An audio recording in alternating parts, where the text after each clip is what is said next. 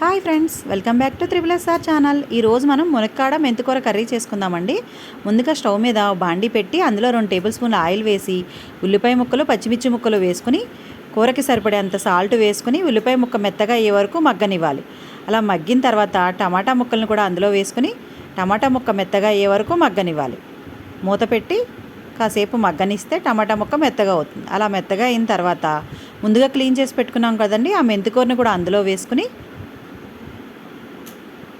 అది కూడా ఒకసారి గరిటెతో కలుపుకొని మగ్గనివ్వాలి. అలా మగ్గిన తర్వాత ములక్కాడ ముక్కలను కూడా అందులో వేసుకుని మూత పెట్టి కాసేపు మగ్గనివ్వాలి. ఆ మగ్గిన తర్వాత ఒక 1/2 టేబుల్ స్పూన్ పసుపు, రుచికి సరిపడేంత కారం వేసుకుని అది కూడా కాసేపు మగ్గనివ్వాలి. అలా మగ్గిన తర్వాత ములక్కాడ ముక్క మునిగే వరకు వాటర్ పోసుకోవాలి.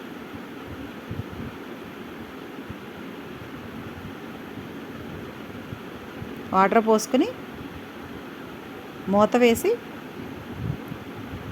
ఉడుకుతున్నప్పుడు ఒక 1/2 టేబుల్ స్పూన్ ధనియా పౌడర్, 1/2 టేబుల్ స్పూన్ జీరా పౌడర్ వేసుకుని స్టవ్ మీడియం ఫ్లేమ్లో పెట్టుకుని నూనె పైకి తేలే వరకు ఉడకనివ్వాలి.